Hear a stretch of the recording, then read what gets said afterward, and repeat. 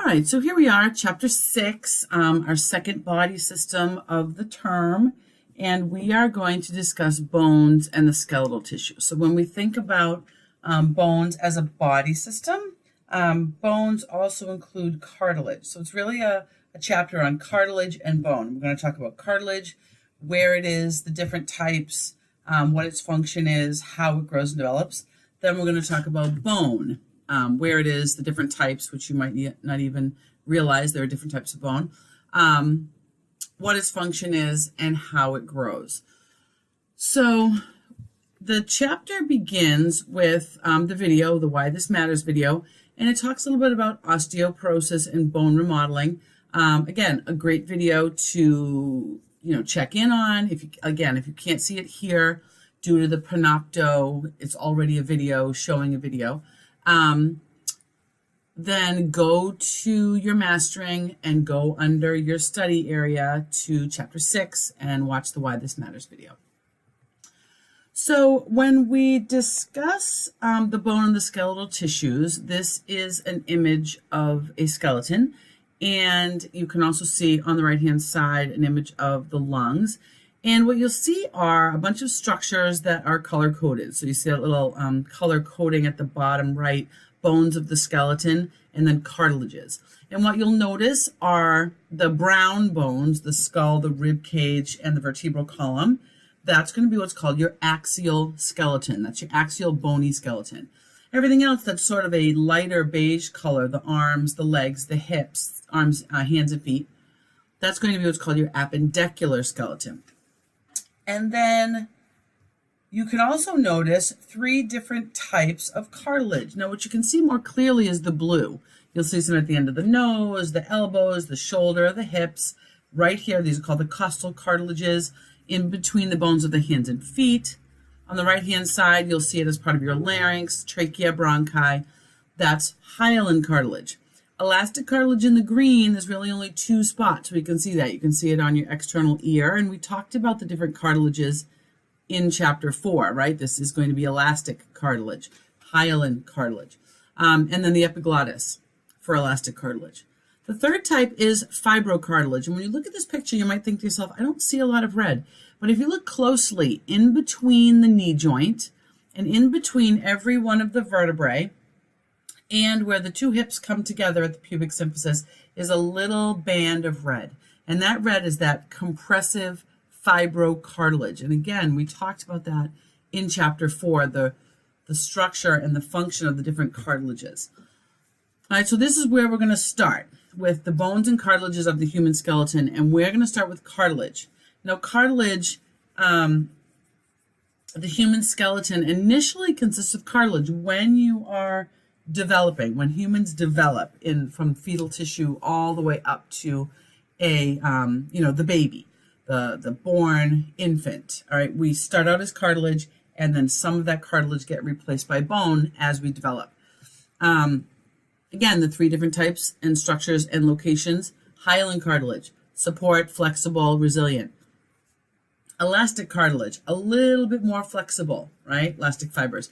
And then the fibrocartilage, much compressive strength. Now, cartilage will grow in 2 ways, because remember, we start out as one cell, right? One fertilized embryo, and then we will grow and develop into an infant.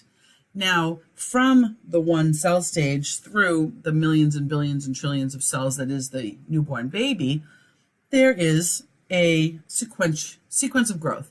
And so we'll go from a massive tissue, a tissue called mesenchyme, will become our connective tissues.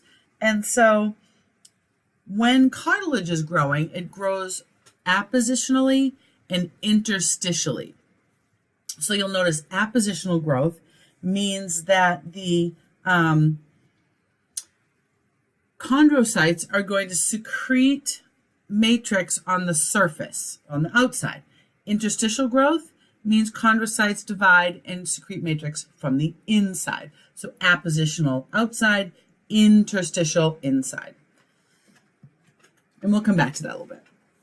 So bones and cartilages of the human skeleton again. Now we're going to dive into the bones. So we start out as one cell, from a skeletal development, we then develop our cartilage skeleton. Then following that, we develop our bony skeleton until all the way up through adolescence and early adulthood are we sort of forming and solidifying the bone. So prior to week 8-ish is when we are mostly cartilage, and then we start to deposit some bone up through development and then birth. So here we are with the bones. There's 206 bones in the human body. Most of our bones come in pairs, right? We have a right humerus and a left humerus. We have a right zygomatic bone and a left zygomatic bone. So most of our bones come in pairs. The ones that are found along the midline of the body do not. So we only have one of each of the vertebrae. We have one sternum. We have a couple of bones in the head in which we just have one of. Our occipital bone, our ethmoid, our sphenoid, our vomer, right? We just have one. But for the most part, we have two of everything, and we'll tackle the specific bones in chapter 7.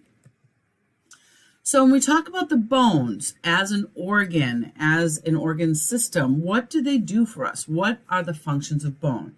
Obviously, we know the first couple, support and protection, right? We are internally skeletonized. Is that even a word? We have internal skeletons, meaning support for our body is based on the skeletal components. Right? Protection for certain regions of the body, right? Our rib cage, our brain, our vertebral column, the bone acts as a protective outer shell. Movement, I wouldn't be able to move my arm towards myself if I didn't have muscles pulling on the bones, right? So movement is important. Now some things you might not have really known about or thought about. Bone provides minerals, calcium, phosphorus, for other functions, not just the structure of the bone. And we'll talk about calcium a little bit more when we talk about muscle contraction, which is really important. Our blood is formed within our red marrow cavities of our larger bones, the head of the femur, our hip bones, the top end of the tibia, right, or the proximal end of the tibia. Each have cavities filled with spongy bone in which we have that red bone marrow. And that red bone marrow is where our blood cells are formed prior to being kicked out into the vessels. They are formed inside a tissue, right? Cells can't divide unless they are adhered to something. And so a blood cell inside the arteries and veins is not an actively dividing cell. It is a product of division that happened inside the bone. A lot of our medullary cavities have fat stored in them. So the length of the humerus, the length of the femur, the length of the tibia. Inside that medullary cavity is that filling of yellow bone marrow or fat. And then we have hormone production. There's a hormone called osteocalcin, right? And by the name, you kind of have an idea what it's doing. Osteo meaning bone, calcin meaning calcium. And so it helps the bones secreted by the bones, helping the body regulate insulin secretion, glucose levels, and metabolism. So it's an interesting function of bone that most people don't realize, right? That there's a hormone that actually influences our metabolism that's produced in bone. So 7-ish functions of bone. Again, 206. Divided into two groups. The axial skeleton are along the axis of the body. The appendicular skeleton are the attachments on the outside, the arms and the legs. The hip bones or the pelvic bones, a lot of people make the mistake of saying that those bones are axial when in fact they are attached onto the vertebral column. So we have to make sure that we remember that the hip bones and the pelvic bones are actually appendicular. Now, when we look at our bones, you can sort of see that they come in groups, kind of based on shape. So notice how we have bones called the long bones. Now, long bones are basically longer than they are wide. It's going to be everything from the bones of the arm, bones of the leg, to the bones of the fingers. Even though this little teeny tiny bone right here at the end of my pinky is tiny, it's longer than it is wide. So this is actually a long bone. These little guys, right? So long bones here, long bones in our feet, as well as our limbs, as well as the rib cage, right? So we have long bones. Then we have our short bones. Short bones are like cube-ish shape. They look like little stones. The bones of the wrist and the bones of the ankle are little, sort of little stone, little cube-shaped bones. Sesamoid bone, our kneecap, right? That little round sort of stone-ish shaped bone on the knee is a short bone. Flat bones, right? Our sternum, here, scapula, ribs, sorry, I misspoke. Ribs are not long bones. Ribs, and then our skull bones. They are flat and usually curved. And then, of course, every good classification needs the category for everything else. And so that's the irregular bones, things that have weird shapes that aren't the other three. They don't have anything in common. They just are not long, flat, or short. These are the irregulars, the vertebral column and the hip bones. They are not long. They are not flat. They are not short. They're what we call the irregulars. They don't fit in any other classification group. So when we talk about the anatomy of the bone, all of our bones, it doesn't matter the shape, have what's called compact bone, a dense outer layer of bone on the outside, and spongy bone on the inside. And you can see here from the picture, this is a femur. You can see the compact bone looks smooth and solid, and then you'll see that the head and neck, the proximal epiphysis is what this is called, has that sort of cavernous, it looks spongy, it looks like a honeycomb. That's called spongy bone. Now you can see the spongy bone is going to be filled with red bone marrow. And then the shaft part of the long bone, notice how there's nothing on the inside. The 2 layers of compact bone, it's hollow. That's where the yellow bone marrow is going to be. This is a long bone. Notice how it's compact over spongy. Here we have the structure of the other bones. It's going to be a thin plate of spongy bone with compact on the outside. It looks like a little sandwich. Compact bone, that trabeculae, that honeycomb looking, and then more compact bone making a little sandwich. The bone marrow is scattered throughout, right? So this is going to be red bone marrow again. And if we're talking about layers of the bone, right? So we have the outside of the bone. We have a layer called periosteum, peri meaning around, osteum meaning around the bone, so periosteum. Then compact bone, spongy bone, compact bone again, spongy bone, and more periosteum. So we have these 2 layers of periosteum. We'll get to what that means. It covers the outside of the compact bone. On the inside, we have what's called endosteum. These are 2 membranes that cover the inside and the outside of bone. They're going to help to hold the blood vessels there. They're going to help to hold everything in place. All right, so we have our compact bone, spongy bone arrangement of our bones. This is the structure of a typical long bone. So you'll notice that this has periosteum, compact bone, endosteum, right? The spongy bone, it has, you can see where the bone marrow would be. It's showing you the yellow fat in the medullary cavity. New words on this image are what are called the epiphyses, so the ends of a long bone, and then the diaphysis, which is the long skinny part of the shaft of the long bone. And the last sort of new term is called the epiphyseal line. You'll notice between the spongy bone at the proximal epiphysis and the diaphysis is that solid epiphyseal line. That's where the bone growth is going to happen.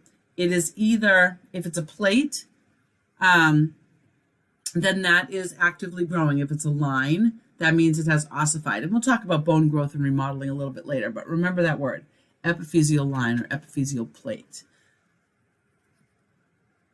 A little bit of a closer image, right? We have the end of the long bone, right? It has cartilage on it, that hyaline cartilage where bone meets bone, right? Hyaline cartilage, periosteum, compact bone, spongy bone, endosteum on the inside. This one shows you an image that also includes a blood vessel, right? You can see if you look at that compact bone, how similar it looks to the slide we looked at in chapter 4 on compact bone, right? So you can see the osteons and the rings and the osteocytes. Again, remember that we're bringing things forward. It is not a learn this chapter and forget about it type of class. Bringing your terms forward with you. This gives you a little extra information on the periosteum and the endosteum. Here you'll notice this is a diaphysis of a long bone. We have that white periosteum on the outside. Notice how the artery goes through it, right? And it helps hold that artery to the bone as it perforates through what's called the nutrient foramen into the bone. We talked about bone as a tissue being highly vascular, right? That is true. Every one of those osteons has an artery, where am I? Has an artery, a vein, and a nerve. I'm not sure where that picture is, but hopefully it's coming up. And so, again, here you can see the layers, you can see the osteons, you can see the bone marrow, the periosteum, the endosteum, right? Get an idea, look at these, get an idea of how things travel in and around and what the layers are. When we're talking about the red bone marrow, right? The red bone marrow is going to be in, let's find it here. So where it says spongy bone, that's where the red bone marrow is going to be. And the red bone marrow is found within that cavity, right? It's going to be actively mitotically producing red blood cells. Right? Most of the red bone marrow in the femur and the humerus, right? But we do have some are in the flat bone, diploe, right? The flat bone, spongy bone, right? In that little compact bone, spongy bone, compact bone sandwich, as well as our hip bones. Hip bones are a big area of red blood cell production. All right, so now with the bones, right, we want to, eventually in chapter 7, we're going to look at the bones. We're going to give them names. We're going to name their regions, right? And a lot of times we will be referring to the bone markings. Now, bone markings are the site of muscle attachments, ligaments, tendons, etc. Sometimes they are openings for arteries, veins, nerves, right? Sometimes they're just attachment points or articulation areas where bones meet other bones, right? And so they come in three, I guess we'll call them groups. The groupings are projections, things that stick out, depressions, things that depress in, and then openings. Now, I'm not going to go over what each of these definitions are, from tuberosity to spine, etc. And you don't necessarily need to remember them in general. However, when we're doing the bones, and I mention the iliac crest, for example, well, you should know that that's a ridge of bone. If I mention the deltoid tuberosity, which is right here on your humerus, you should know that a tuberosity means a rounded projection. So not asking you to memorize these bony marking definitions, but have an idea of what they are so that when I say the jugular foramen, you will know that that is a hole or an opening for the jugular vein to pass through. So be familiar with these bony markings. Now we're going to take a little bit of a dive into the microscopic anatomy of the bone. We're going to review again the different types of cells that are found in the bone. We're going to talk about bone from a microscopic angle. So when we looked at the the slide of the bone tissue, we saw those osteons, we saw the central canal in the middle, we saw the osteocytes, right? And we want to kind of discuss the different biological, right, the cell types, and then the bone in and of itself. What about the fibers? What about the ground matrix that makes up a connective tissue? What does that look like if we're talking about bone? So one of the 5 different bone cells are called osteogenic cells or osteoprogenitor cells. Then we have osteoblasts, osteocytes, bone lining cells, and osteoclasts. I'm not going to get too crazy into them, but just have a general idea.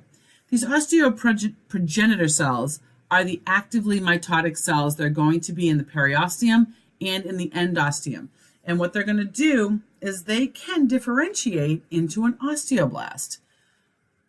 All right, right? It's a stem cell, so it's always going to be there ready to become whatever cell type that bone needs.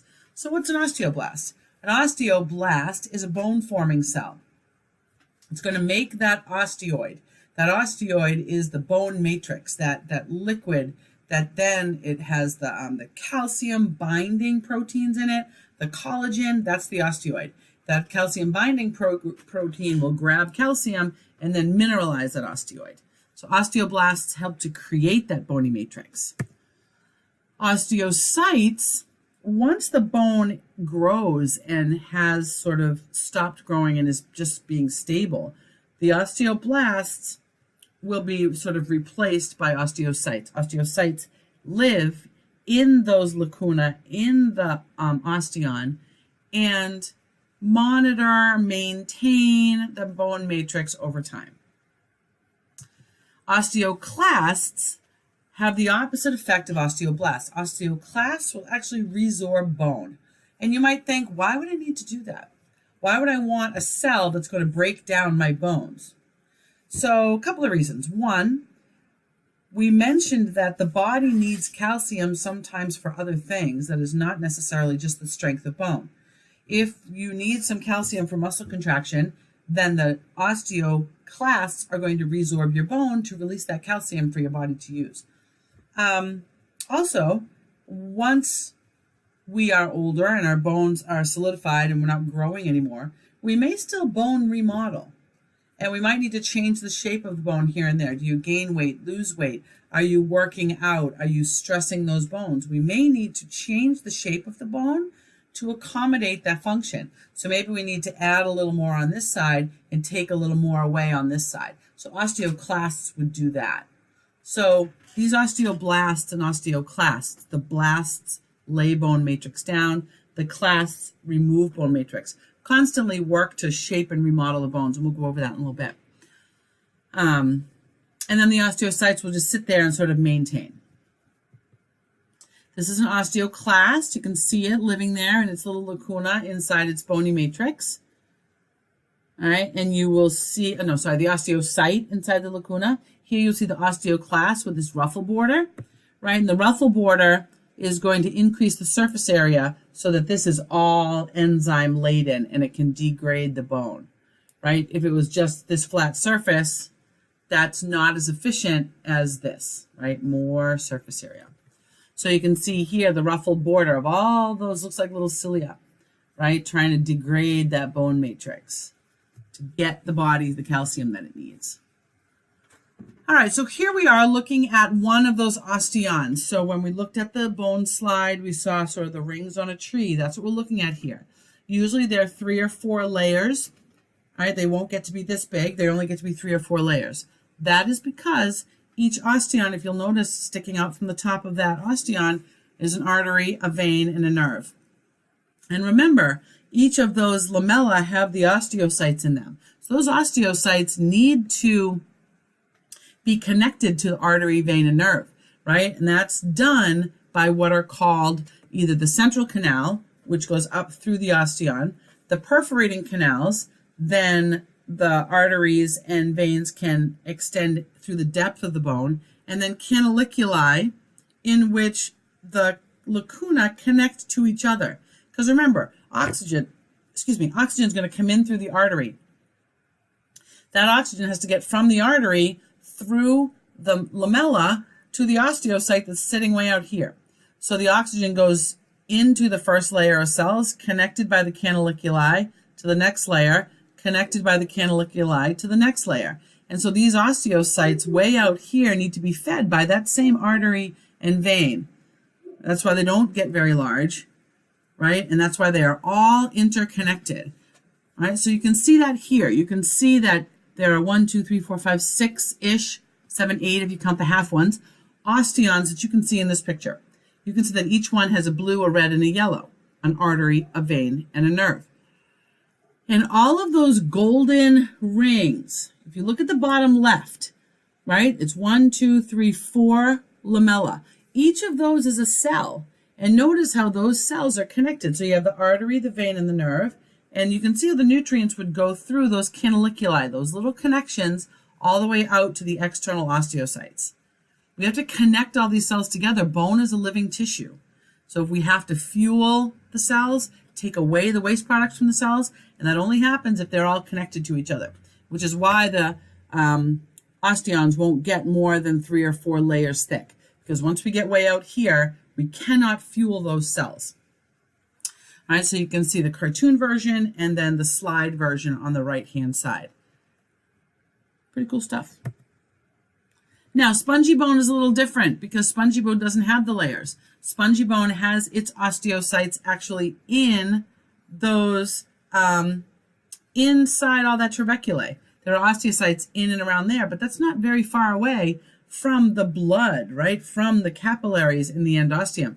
So we don't really need to worry about canaliculi and all of that kind of stuff because the cells are right next to the endosteum lining and they can be fed, right? The oxygen and carbon dioxide exchange, glucose and all of that. Like I said before, we have different types of components in bone. The osteoid and all of the cells are the organic components. That osteoid would also be the collagen and the sort of that liquid osteoid matrix, those calcium proteins, right? And then we have the inorganic components, the salts. That's going to be calcium and phosphate crystals. And those proteins are going to pull the calcium phosphate crystals around that collagen and make the bone hard and resistant. All right, so we have the organic components, osteoid and cells. The inorganic components would be the calcium salts, making that chemical composition of bone. All right, we talked about this. Ossification of bone happens about month 2 in development. I did say that it was about week 8, right? So that's about where we're at. Now, this happens in 2 different ways, right? We're going to create, so say we have our hyaline, we have fibrous membrane in our hyaline fetal skeleton.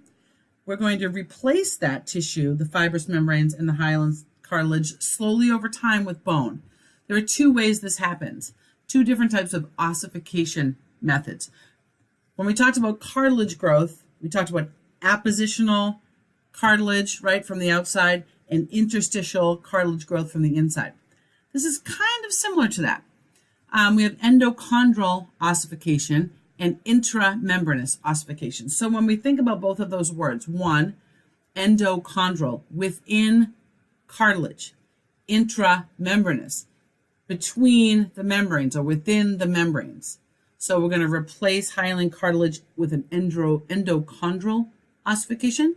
We are going to replace the fibrous membrane with bone using intramembranous ossification. So endochondral, all of the bones inferior to the base of the skull, except for the clavicles. So everything from the vertebrae all the way down is created using endochondral ossification. The clavicles and skull, intramembranous ossification. So how does this happen? 5 major steps. I'm going to list them here so you can go back and take a look at that, but I'm also going to show them here.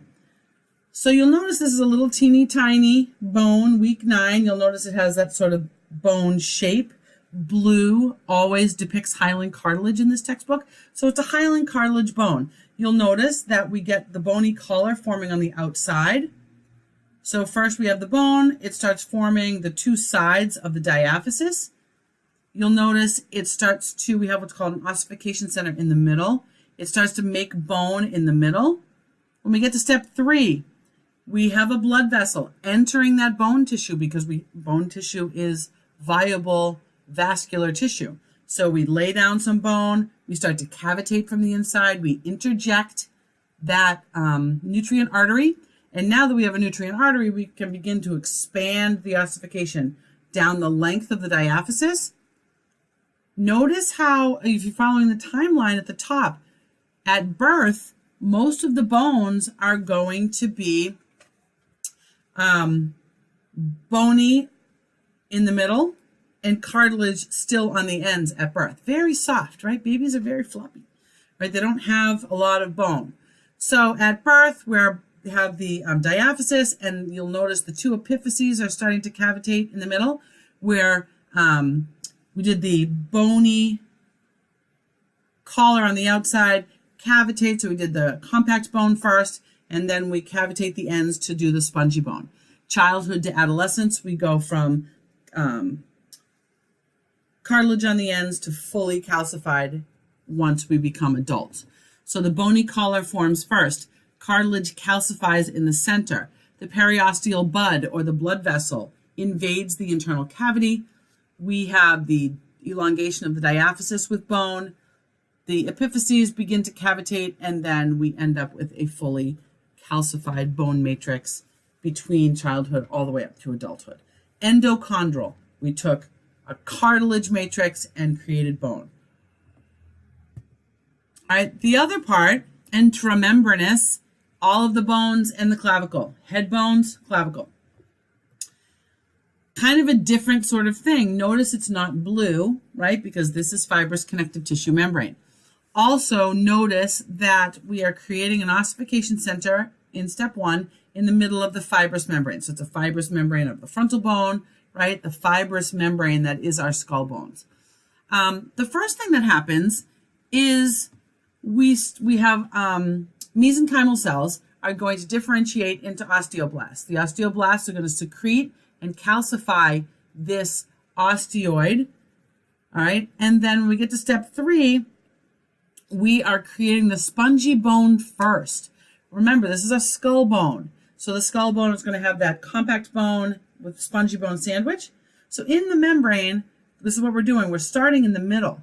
We're creating the spongy bone first, and then laying down the layer of compact bone on the outside, which is different than what we did here. Here we did the compact bone first, then we cavitated and did the spongy bone second. In intramembranous, we start with the spongy bone first and then lay the calcified compact bone on the outside. So they differ in 2 major ways. One, endochondral is starting with the hyaline cartilage matrix and calcifying that into bone. 2, endochondral starts with compact bone and does spongy bone second.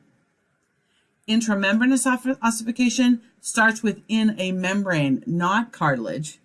It starts with the spongy bone and then lays compact bone on the outside of it. Endochondral, everything from the neck down, minus the clavicles.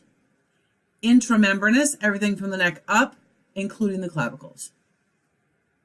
All right, so compare and contrast is always a good thing to do there.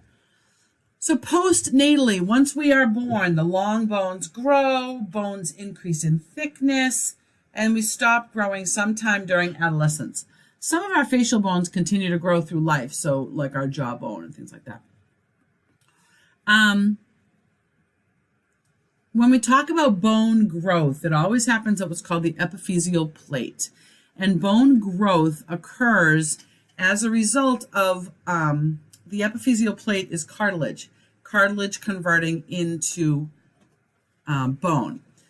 So you'll notice here we have the epiphyseal plate. We have the resting zone, the proliferation zone where cartilage is growing. Then we have the hypertrophic zone, cartilage cells get bigger. Then the calcification zone. This is important. The calcification zone is where the bone matrix calcifies and the cartilage begins to die.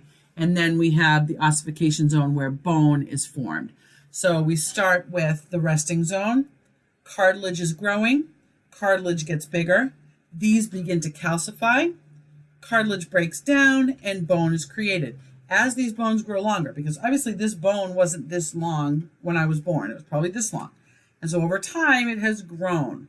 Well, it grows from that epiphyseal plate in one direction, right? The epiphyseal plate started out here, and as the bone grows, the plate still stays there and the bone grows away from it. All right, and so when our bones grow, we stop growing. Females about 18, 19, males a little bit later. Bones grow in thickness to accommodate the extra length through appositional growth right on the outside. So if we have a bone that's this short and this skinny and it grows in length, it also grows in thickness, right? Because of the support, right? The stress and the muscle activity, added weight put on it. The bone knows how much it needs to grow to accommodate the size of the person. Pretty interesting stuff. So this is what happens before growth and remodeling, right? The articular cartilage, the epiphyseal plate, and then there's some sort of growth hormone or something that says the bone needs to grow, and so the bone will grow, right? But you'll notice that the epiphyseal plate to the articular cartilage, that doesn't change. What changes is the length of the diaphysis, as well as the width of the diaphysis. Follow that little red line. That's the original outline. So the bone grew in length. It also grew in width to support the extra weight. So what are the things that control bone growth? Growth hormone is our number one, plus thyroid hormone. And then males and females, testosterone will drive male growth and remodeling this way, and estrogen will drive female growth and remodeling this way. Males generally have a more square jaw, a more furrowed brow ridge, broader shoulders, narrower hips. Women tend to have narrower shoulders, wider hips, things like that. So these, the androgens will tend to sort of send a body in a certain direction once those hormones start flowing during puberty. If we are growing in height, a lot of times we grow in weight, sometimes we gain weight, lose weight, lift weights. Women can get pregnant, then they have the baby, and our bone will remodel to accommodate all of that, right? Because the stress that is put on the bones, right, will cause them to break down and reform according to the needs. So bone remodeling can happen as a result of hormonal control and mechanical stress. The hormones are parathyroid hormone as well as calcitonin, and this goes back to, what does the body need? Does the body need calcium? Do we have too much calcium in the blood? Parathyroid hormone stimulates the osteoclasts to resorb bone. That's going to remodel the bone. Calcitonin says, we've just had cheese and milk and all kinds of things. We have a lot of calcium. Let's lay that down on the bone. Let's use it as a storage mechanism for the calcium. So hormonally, depending on what the body needs in terms of calcium or has in terms of calcium, we can remodel the bone. And this is a little homeostatic control, right, of a reduction in blood calcium levels. Mechanical stress, this is an interesting one. It's called Wolff's Law, and the bone will grow or remodel based on stress. Now, not stress like anxiety, but physical stress, right? If you do push-ups all the time, right, mechanical stress is you're putting all your body weight on your arms. The bones of your arms, the bones of your upper arm, lower arm, wrist are all going to get bigger and stronger because you're putting stress on them. And they're not really sure why, right? It has to do with some sort of electrical, magnetic, maybe electrochemical compression. You know, when you take something and you bend it and you want to break it, and the more you do this, the hotter it gets. It's something like that. There's some sort of energy in there when we're stressing the bones. We're stressing the bones, and they will remodel to accommodate that.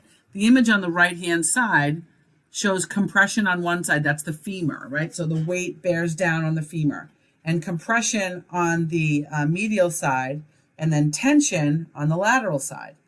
And if you gain weight, there'll be more compression on the inside and less tension. So the bone's going to have to remodel so that the compression and tension is sort of a point of no stress. And so that doesn't have anything to do with the hormones. It's a really interesting thing. It's mechanical stress. And again, is it electrochemical, something that's happening in there? I'm not exactly sure. So this is a lot. I realize I talk quickly. Hopefully you can go back through the PowerPoint presentation and take a look at the slides. Print them out if you want to. And, good luck on your homework. Good luck on your quiz. And I will see you in lab.